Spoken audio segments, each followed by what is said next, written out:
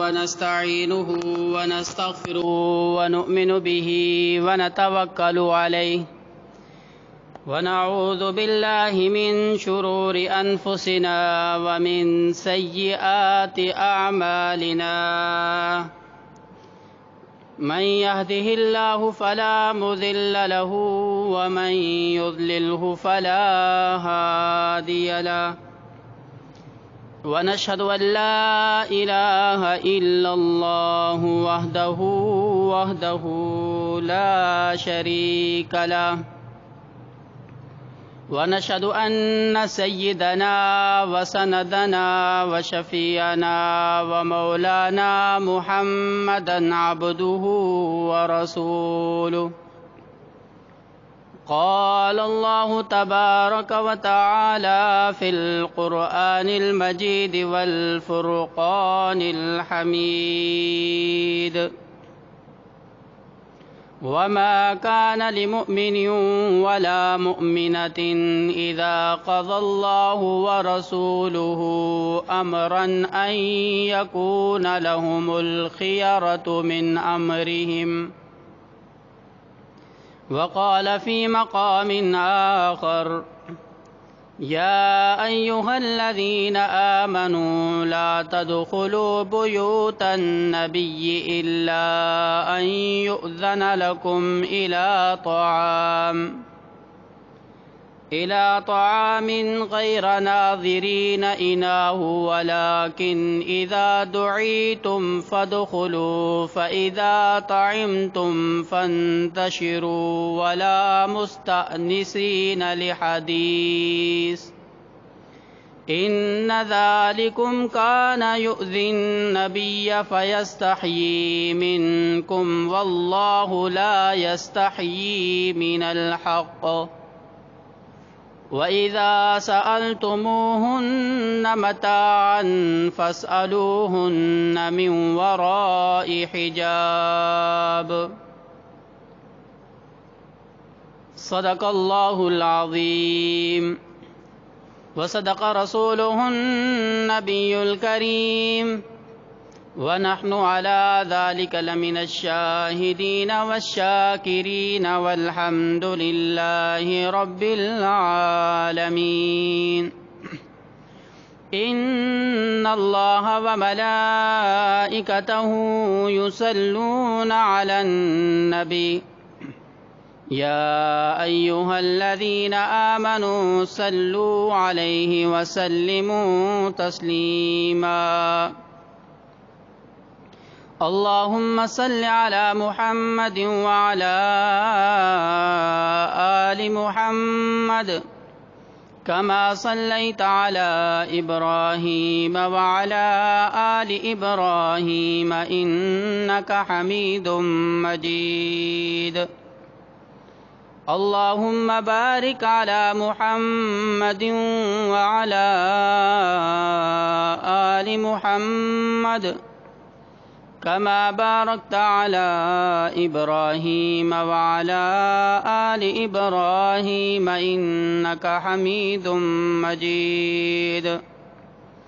يا رب صل وسلم دائما أبدا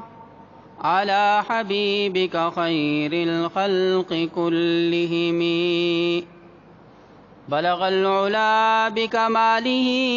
كشف الدجى بجماله حسنت جميع خصاله صلوا عليه وآله يا رب صل وسلم دائما أبدا على حبيبك خير الخلق كلهم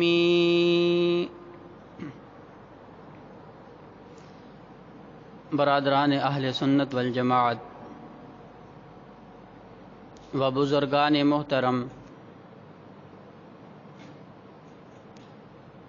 22 سپارے سے چند آیات کریمہ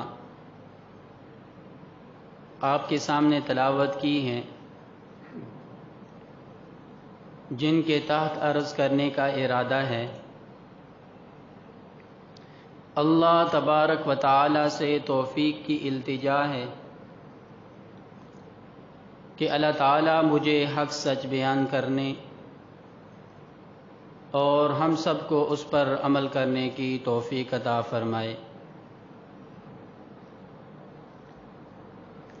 جو آیات کریمہ آپ کے سامنے تلاوت کی ہیں، ان میں سے پہلی آیت میں اللہ تعالیٰ نے فرمایا وَمَا كَانَ لِمُؤْمِنٍ وَلَا مُؤْمِنَةٍ إِذَا قَضَى اللَّهُ وَرَسُولُهُ أَمْرًا أَن يَكُونَ لَهُمُ الْخِيَرَةُ مِنْ أَمْرِهِمْ،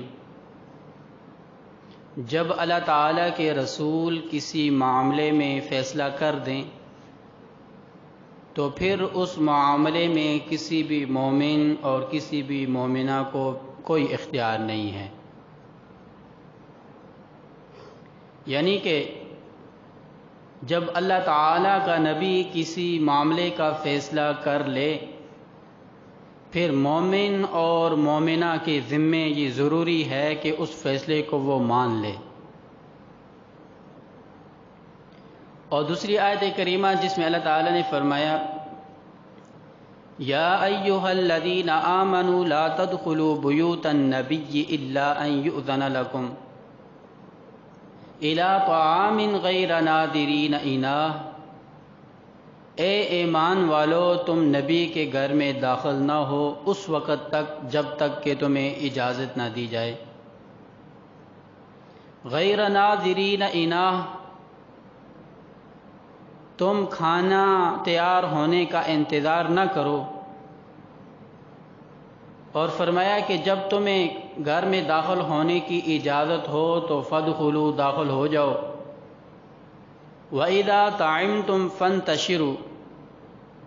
اور جب تم کھانا کھا چکو تو وہاں سے منتشر ہو جاؤ، وہاں سے چلے جاؤ۔ وَلَا مُسْتَأْنِسِينَ لِحَدِيثٍ، باتوں میں اپنے آپ کو وہاں پر نہ لگا لو۔ إِنَّ ذَلِكُمْ كَانَ يُؤْذِي النَّبِيَّ فَيَسْتَحْيِي مِنْكُمْ، وہاں پر بیٹھ کر باتیں کرنا یہ نبی کو تکلیف دیتا ہے، لیکن نبی حیا کرتے ہیں، کہتے نہیں ہیں۔ وَلَكِنَّ اللَّهَ لَا يَسْتَحْيِي، اور اللہ تعالی حیا نہیں کرتے۔ اور اسی طرح ایک اور آیت میں اللہ تعالی نے فرمایا کہ وَإِذْ تَقُولُ لِلَّذِي أَنْعَمَ اللَّهُ عَلَيْهِ وَأَنْعَمْتَ عَلَيْهِ أَمْسِكْ عَلَيْكَ زَوْجَكَ وَاتَّقِ اللَّهَ وَتُخْفِي فِي نَفْسِكَ مَا اللَّهُ مُبْدِيهِ وَتَخْشَى النَّاسَ، وہ شخص کے جس پر آپ نے انعام کیا اور اللہ تعالی نے انعام کیا، آپ اس کو کہہ رہے تھے کہ تم اپنی بیوی کو اپنے پاس روکے رکھو، اور وَتُخْفِي فِي نَفْسِكَ مَا اللَّهُ مُبْدِيهِ وَتَخْشَى النَّاسَ، اور آپ ایک بات کو اپنے دل میں چھپا رہے تھے،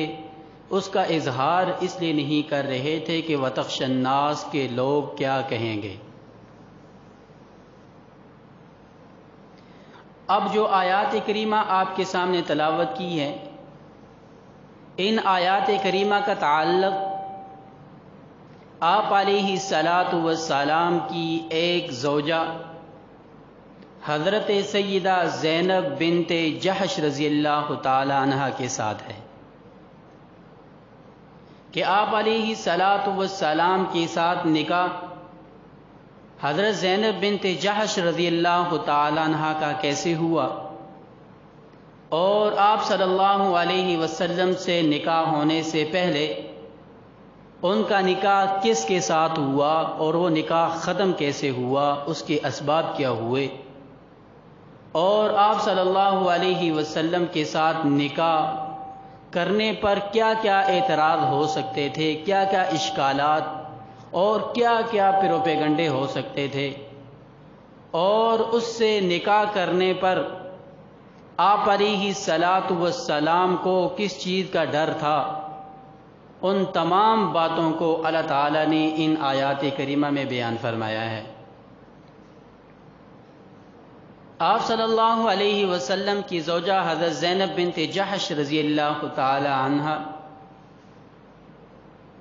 ان کا نکاح آپ صلی اللہ علیہ وسلم سے پہلے حضرت زید بن حارثہ رضی اللہ تعالیٰ عنہ کے ساتھ ہوا تھا۔ حضرت زینب رضی اللہ تعالیٰ عنہ یہ آپ صلی اللہ علیہ وسلم کی پھوپھی، ان کی پھوپھی کی بیٹی ہیں، یعنی آپ صلی اللہ علیہ وسلم کی پھوپھی زاد ہیں، اور ان کا بھی جد امجد ان کے بھی جد امجد عبد المطلب ہیں، اور آپ صلی اللہ علیہ وسلم کے بھی جد اعلیٰ حضرت عبد المطلب ہیں، یعنی کہ آپ صلی اللہ علیہ وسلم بھی قریشی ہیں، اور حضرت زینب بنت جحش رضی اللہ تعالی عنہ بھی قریشی خاندان سے تعلق رکھتی ہیں۔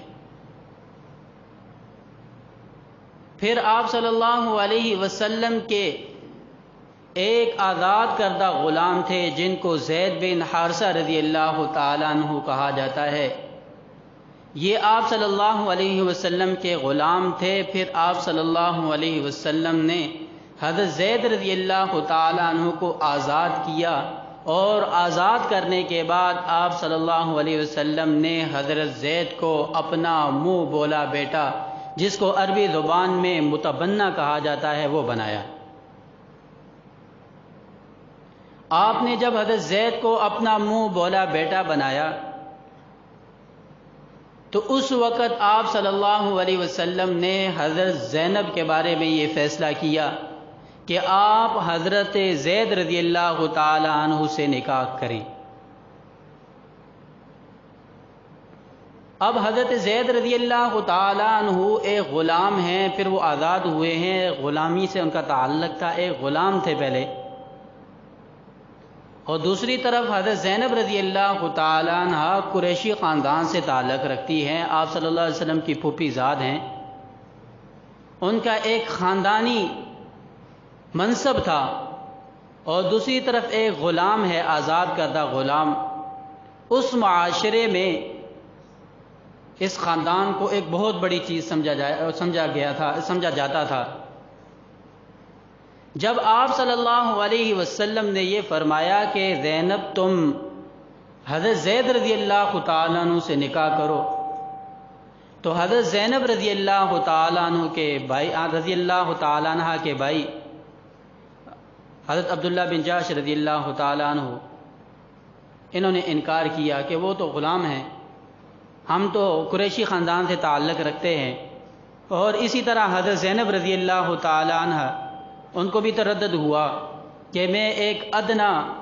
ذات میں، ایک ادنا خاندان میں کیسے نکاح کروں، کیونکہ اس وقت معاشرے میں اس چیز کو عار سمجھا جاتا تھا، بلکہ آج بھی اس چیز کو عار سمجھا جاتا ہے۔ جب عبداللہ بن جحش رضی اللہ تعالیٰ عنہ انہوں نے انکار کیا تو اللہ تعالیٰ نے آیات نازل کر دی،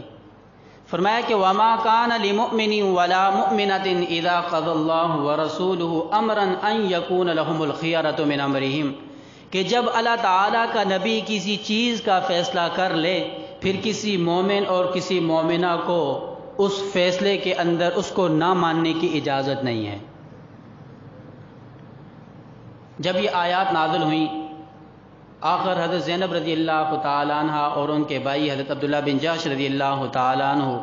یہ نکاح کرنے کے لیے تیار ہو گئے تھے، کیونکہ قرآن نازل ہو گیا تھا۔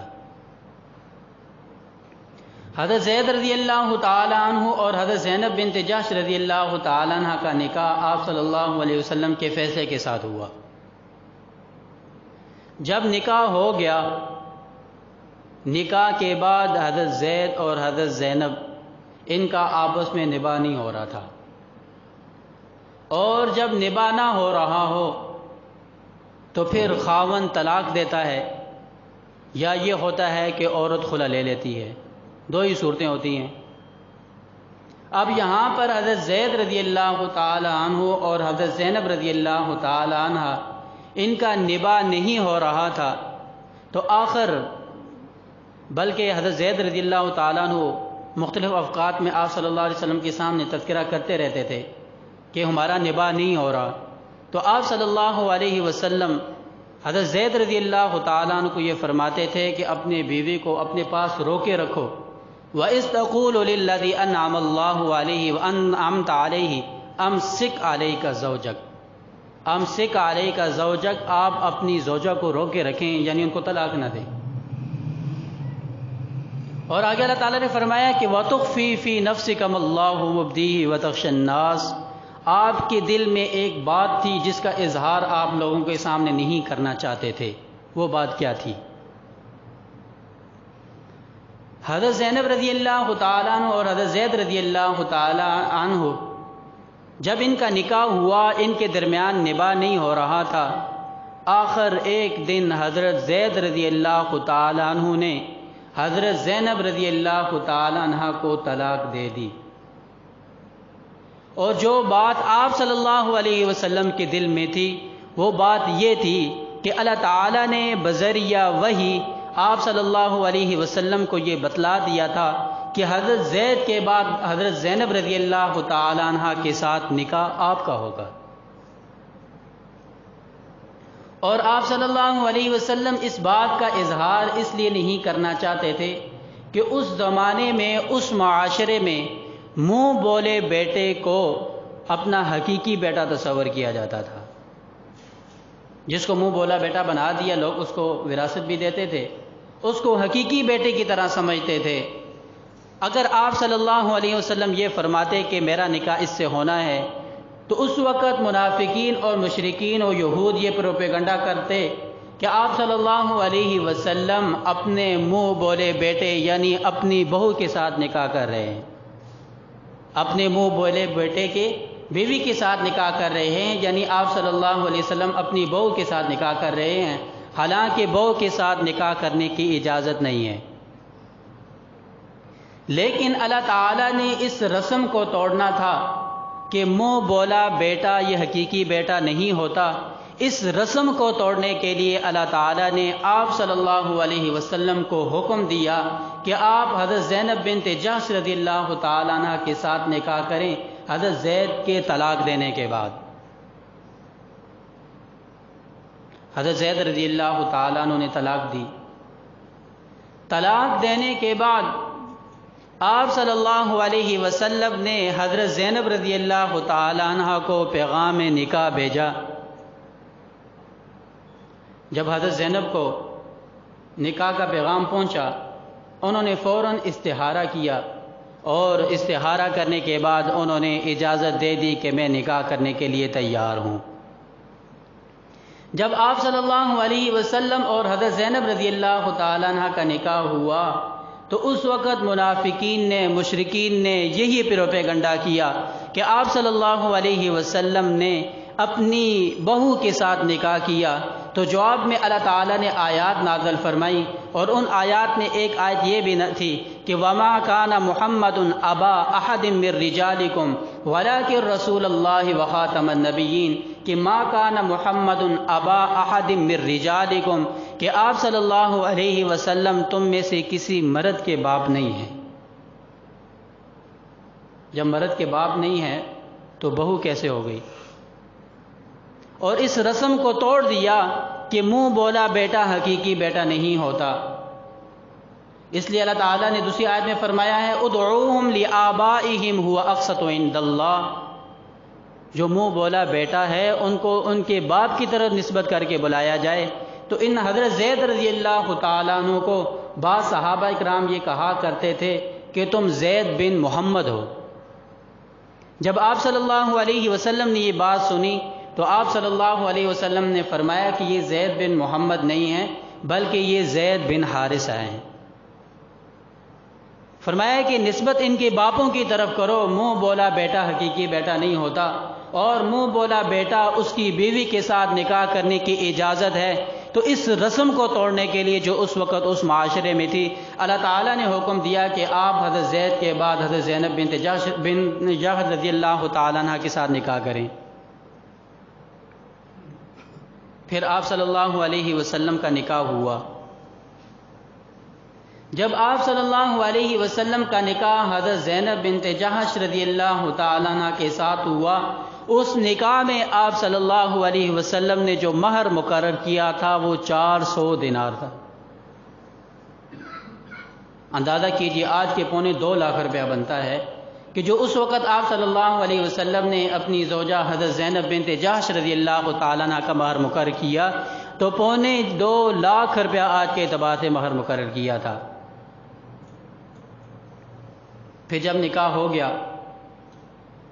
پھر ولیمے کی باری آئی۔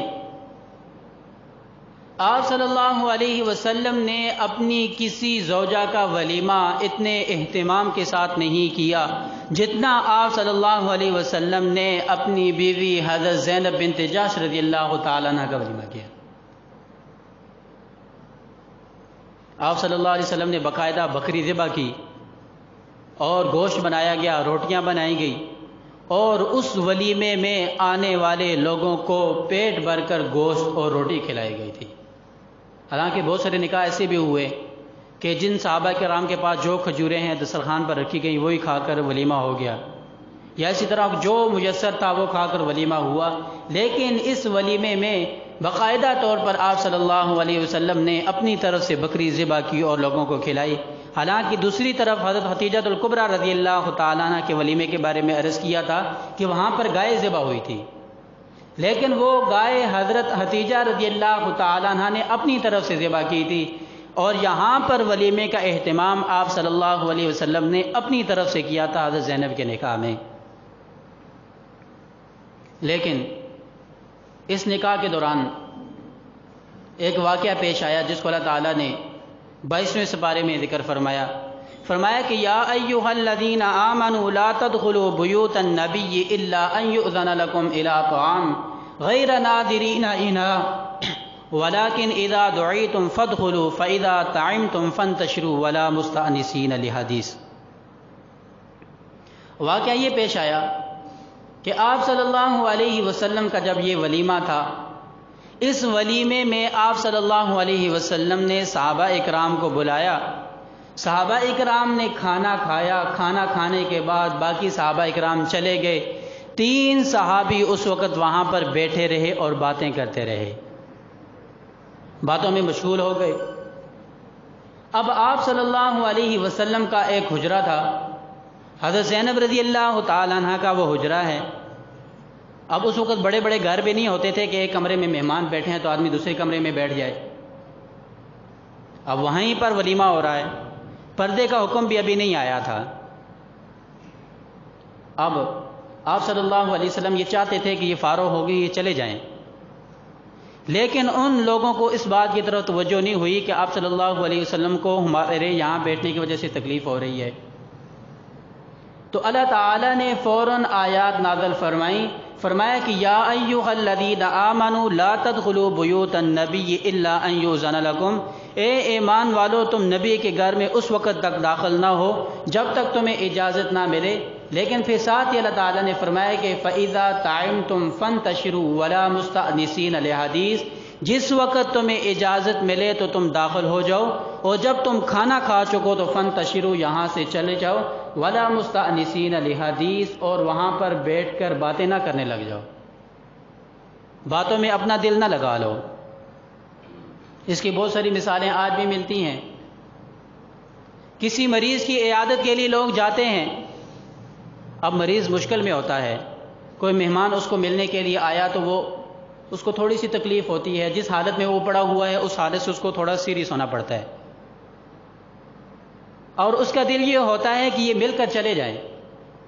اور لوگ وہاں پر بیٹھ کر گھنٹوں باتیں کرنے شروع ہو جاتے ہیں۔ یا کسی آدمی کو کسی کام میں جلدی ہوتی ہے، دوسرا آدمی آ کر وہاں بیٹھ جاتا ہے،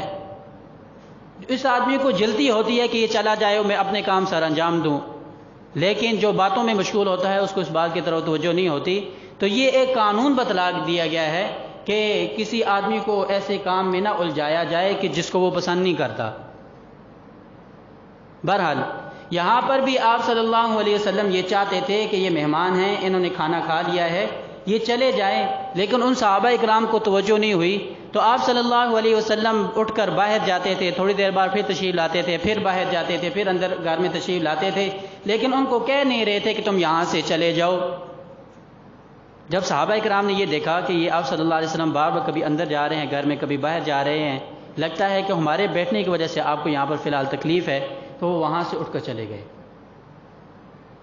اس لیے اللہ تعالیٰ نے فرمایا کہ آپ صلی اللہ علیہ وسلم تمہیں یہاں یہ نہیں کہتے یہاں سے اٹھ کے چلے جاؤ، وَيَسْتَحْيِي مِنْكُمْ، کیونکہ ان کو حیا آتی ہے۔ مہمان کو آدمی یہ کہے کہ یہاں سے اٹھ کے چلے جاؤ تو یہ انسان کو برا لگتا ہے، اس کو شرم محسوس ہوتی ہے کہ میں مہمان کو کیسے کہوں کہ تم یہاں سے چلے جاؤ، لیکن فرمایا کہ وَاللَّهُ لَا يَسْتَحْيِي مِنَ الْحَقِّ، اللہ تعالیٰ حیا نہیں کرتے۔ بہرحال اس طرح آپ صلی اللہ علیہ وسلم اور حضرت زینب رضی اللہ تعالیٰ عنہ کا ولیمہ ہوا۔ پھر اس کے بعد اللہ تعالیٰ نے فرمایا کہ وَإِذَا سَأَلْتُمُوهُنَّ مَتَاعًا فَاسْأَلُوهُنَّ مِنْ وَرَاءِ حِجَابٍ، اب تم آپ علیہ الصلاۃ والسلام کی ازواج مطہرات سے اگر کسی چیز کا سوال کرو تو فَاسْأَلُوهُنَّ مِنْ وَرَاءِ حِجَابٍ، تو آپ کی ازواج سے تم اگر کسی چیز کا سوال کرو تو حجاب کے پیچھے سے،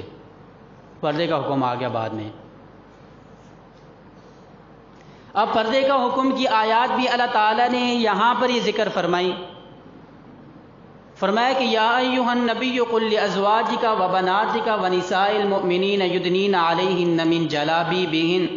اے نبی آپ اپنی ازواج کے لیے، اپنی بنات کے لیے، اپنی بیٹیوں کے لیے، ایمان والی عورتوں کو یہ کہہ دیجئے کہ جب تم باہر نکلو تو جلابیبہن، ایک بڑی چادر لے کر نکلا کرو۔ اور عربی زبان میں بڑی چادر جلابیب اس چادر کو کہا جاتا ہے کہ جو سر سے لے کر پاؤں تک ہو۔ آج کل بعض سیکولر لوگ کہہ دیتے ہیں کہ عورت کے چہرے کا پردہ نہیں ہے۔ یاد رکھیے کہ انسان فتنے میں مبتلا چہرے سے ہی ہوتا ہے، کیونکہ آپ صلی اللہ علیہ وسلم نے فرمایا کہ النساء حبائل الشیطان، عورتیں یہ شیطان کا جال ہیں۔ انسان کی پہلے نظر پڑتی ہے، پھر انسان اس کو سوچتا ہے، پھر جو انسان سوچتا ہے پھر اس کے اوپر عمل کرتا ہے۔ تو اس لیے انسان کی نظر یہ بعد میں انسان کے عمل کا سبب بنتی ہے، انسان کو بدکاری کی طرف لے کر جاتی ہے۔ اس لیے اللہ تعالیٰ نے سب سے پہلے بنیادی حکم ارشاد فرمایا کہ قل للمؤمنین یغضوا من ابصارہم، ایمان والو اپنی نظریں نیچی رکھو، وقل للمؤمنات یغضضن من ابصارہن، ایمان والی عورتوں اپنی نظر نیچی رکھو۔ بہرحال وہاں پر آپ صلی اللہ علیہ وسلم کا نکاح ہوا، پردے کا حکم اس کے بعد آیا۔ پھر یہ حکم ہوا کہ جب آپ ازواج مطہرات کے ساتھ بات کرو، صحابہ کو کہا گیا تو اس پردے کے پیچھے سے کرو۔ اور ازواج مطہرات کو یہ حکم ہوا کہ وقرن فی بیوتکن ولا تبرجن تبرج الجاہلیۃ الاولی، کہ تم اپنے آپ کو گھروں میں رکھو، گھروں میں رہو، جاہلیت کی طرح باہر نہ پھرو، یعنی مطلب یہ ہے کہ بے پردہ ہو کر باہر نہ نکلو۔ پردے کا حکم ان کے لیے بھی آ گیا۔ اور اسی طرح اللہ تعالیٰ نے فرمایا کہ فَلَا تَخْضَعْنَ بِالْقَوْلِ فَيَطْمَعَ الَّذِي فِي قَلْبِهِ مَرَضٌ وَقُلْنَ قَوْلًا مَّعْرُوفًا، اپنے کلام میں نرمی اختیار نہ کرو، اگر تم اپنے کلام میں نرمی اختیار کرو گی تو دوسرے کے دل میں طمع پیدا ہوگا۔ عورت کے لیے یہی حکم ہے کہ اگر کسی اجنبی سے بات کرنے کی ضرورت پیش آ گئی ہے تو نرمی کے ساتھ اس کے ساتھ بات نہ کرو، شدت کے ساتھ بات کرو۔ شدت کا مطلب یہ نہیں ہے کہ اس کو غلط طریقہ سے بات کرنی ہے، بلکہ آواز کے اندر تھوڑی سی سختی ہو کہ اس کے دل میں طمع نہ پیدا ہو جائے۔ بہرحال یہ احکامات اللہ تعالیٰ نے ازواج مطہرات کو دیے، اور صحابہ کرام کو جو حکم دیے وہ بھی ابھی عرض ہو چکے ہیں۔ پھر حضرت زینب رضی اللہ تعالی عنہ، ان کی بہن حضرت حمنہ بنت جہش رضی اللہ تعالی عنہ، یہ وہ صحابیہ ہیں کہ جس وقت حضرت سیدہ عائشہ صدیقہ رضی اللہ تعالی عنہ پر منافقین نے تہمت لگائی تھی، جس کو واقع افک کہا جاتا ہے، اس نے جب حضرت سیدہ عائشہ صدیقہ رضی اللہ تعالی عنہ پر تہمت لگی تھی، اس تہمت کے اندر بعض مسلمان اس پروپیگنڈے کا شکار ہو گئے تھے۔ منافقین نے پروپیگنڈا کیا تھا حضرت سیدہ عائشہ صدیقہ رضی اللہ تعالی عنہ کے بارے میں، اور وہ پروپیگنڈا اس زور کا تھا کہ 3 سچے صحابی اس پروپیگنڈے کی نظر ہو گئے تھے۔ مطلب یہ ہے کہ انہوں نے بھی سمجھ لیا کہ شاید یہ ایسا ہی ہوا ہے۔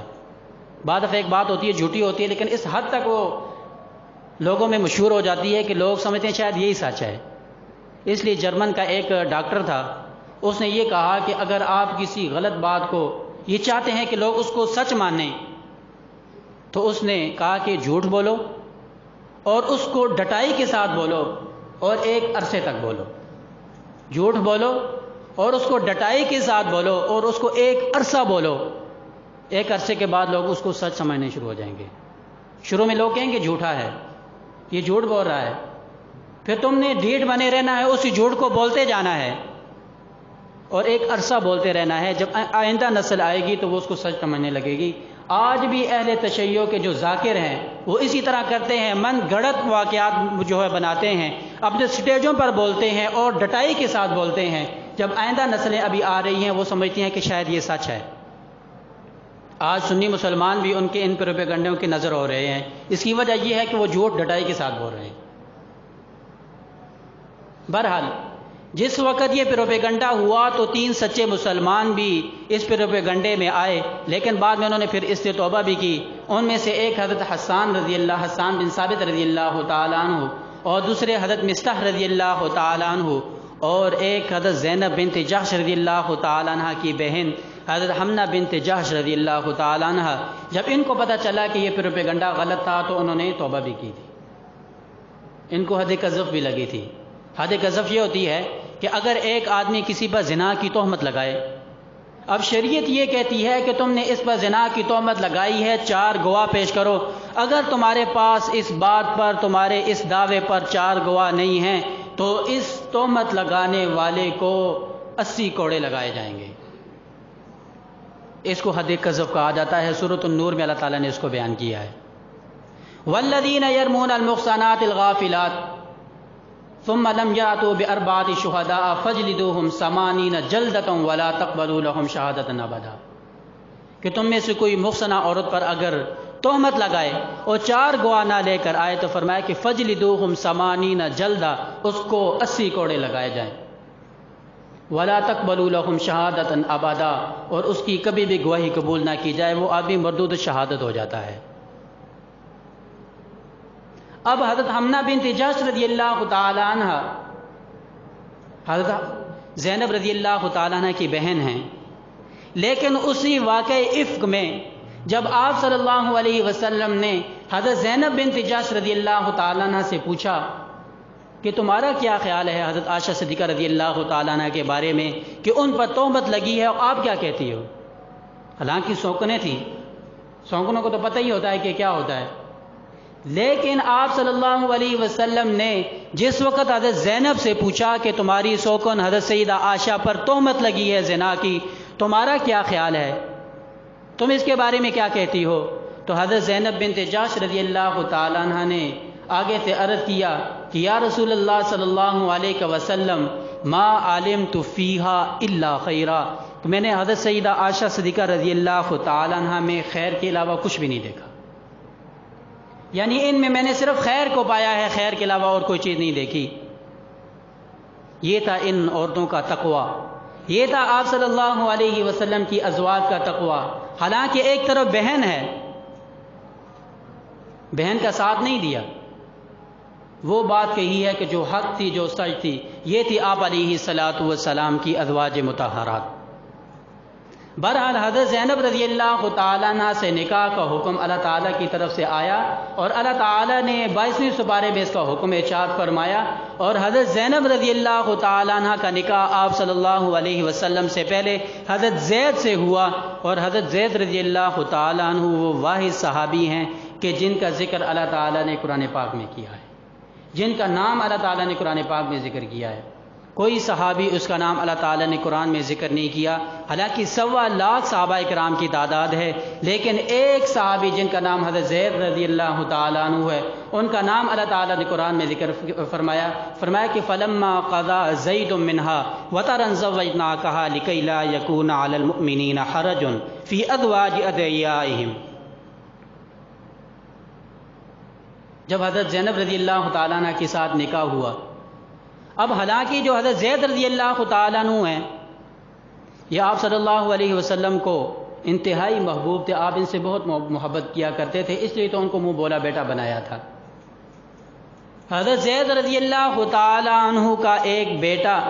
حضرت اسامہ بن زید رضی اللہ تعالیٰ عنہ، ان سے بھی آپ صلی اللہ علیہ وسلم محبت کرتے تھے. لیکن حضرت اسامہ بن زید رضی اللہ تعالیٰ عنہ ان کا رنگ سیاہ تھا اور ان کے والد حضرت زید بن حارثہ رضی اللہ تعالیٰ عنہ ان کا رنگ سفید تھا. بیٹے کا رنگ سیاہ اور والد کا رنگ سفید. اب مشرکین مکہ نے، منافقین نے یہ پروپیگنڈا کیا کہ یہ اسامہ رضی اللہ تعالیٰ عنہ حضرت زید کے اپنے بیٹے نہیں ہیں. یعنی دوسرے الفاظ میں انہوں نے حضرت اسامہ رضی اللہ تعالیٰ عنہ کو ناجائز قرار دیا. ظاہر ہے کہ جب انہوں نے ان کے باپ کا انکار کر دیا کہ یہ آپ کے باپ نہیں ہیں تو ظاہر ہے تہمت لگائی. اس بات سے آپ صلی اللہ علیہ وسلم کو بہت تکلیف ہوتی تھی، کیونکہ جس سے محبت ہوتی ہے جب اس پر تہمت لگتی ہے تو پھر تکلیف بھی بڑی ہوتی ہے. آپ صلی اللہ علیہ وسلم کو حضرت سیدہ عائشہ صدیقہ رضی اللہ تعالیٰ عنہ سے محبت تھی. جب حضرت سیدہ عائشہ صدیقہ رضی اللہ تعالیٰ عنہ پر تہمت لگی تو تکلیف آپ صلی اللہ علیہ وسلم کو سب سے زیادہ ہوئی. وہ 40 دنوں کا جو عرصہ گزرا اس دوران وہ کس شدت اور تکلیف کا تھا، آپ پڑھیں تو آپ کو پتہ چل جائے. یہاں پر بھی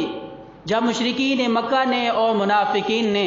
یہ پروپیگنڈا کیا کہ حضرت اسامہ یہ حضرت زید کے بیٹے نہیں ہیں تو آپ صلی اللہ علیہ وسلم کو دونوں سے محبت تھی، تو آپ صلی اللہ علیہ وسلم کو انتہائی تکلیف ہوتی تھی اس بات سے. پھر ایک دن یہ ہوا کہ ایک بڑا مشہور قیافہ شناس اس کو کہتے ہیں کہ جو شکلیں دیکھ کر اندازہ لگا لیتا ہے کہ یہ آپس میں بھائی یا یہ دونوں بھائی ہیں یا باپ بیٹا ہیں. بعض لوگ بڑے اس بات میں مشہور ہوتے ہیں، ایک فن ہوتا ہے اس بات میں، بڑے بعض لوگ ماہر ہوتے ہیں. تو اس زمانے کا ایک بڑا مشہور قیافہ شناس جس کو مشرکین مکہ بھی مانتے تھے، منافقین بھی مانتے تھے کہ یہ واقعی قیافہ شناس ہے. ایک دفعہ وہ مسلمان نہیں تھا، قیافہ شناس جو تھا. ایک دفعہ وہ آپ صلی اللہ علیہ وسلم سے ملاقات کے لیے مسجد نبوی میں آیا. مسجد نبوی میں حضرت اسامہ رضی اللہ تعالیٰ عنہ اور ان کے والد حضرت زید رضی اللہ تعالیٰ عنہ وہ دونوں مسجد نبوی میں لیٹے ہوئے ہیں. اپنے چہرے پر انہوں نے چادر لی ہوئی ہے، صرف پاؤں ننگے ہیں.